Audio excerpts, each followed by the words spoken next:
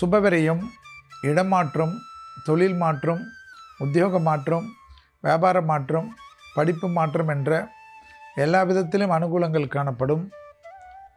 பெரிய அளவுக்கு நிம்மதிகள் ஏற்படக்கூடிய அமைப்பு, வேற்று மதத்தினால் அதிகமாக பாராட்டப்படக்கூடிய அமைப்பு, கண்டிப்பாக அனுகூலமான அமைப்பு. துர்கையை பிடித்து கொள்வதனால் குடும்பத்தில் நிம்மதி ஏற்படும். துர்கை கவசம் உங்கள் குடும்பத்தை காப்பாற்றும்.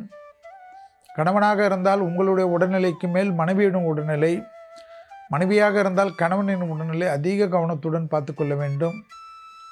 குறிப்பாக ஃப்ளூ காய்ச்சல் என்று சொல்வார்கள்.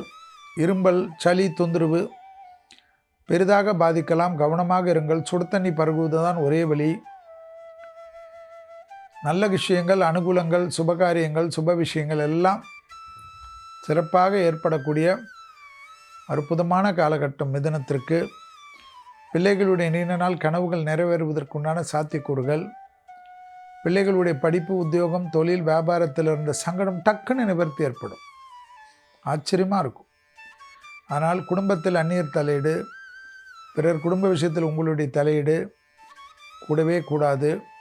சிலருக்கு தொழில் நிமித்தமாக தொலைதூர பயணங்கள் வரும். கண்டிப்பாக நோன்னு சொல்லக்கூடாது. அதில் சில நஷ்டங்கள் வந்தாலும் எதிர்காலத்தில் அதன் மூலியமாக பெரிய கடாட்சம் காணப்படும். அஷ்டலட்சுமி கடாட்சத்தை பெறக்கூடிய ராசிக்காரர்கள் மிதுன ராசிக்காரர்கள்.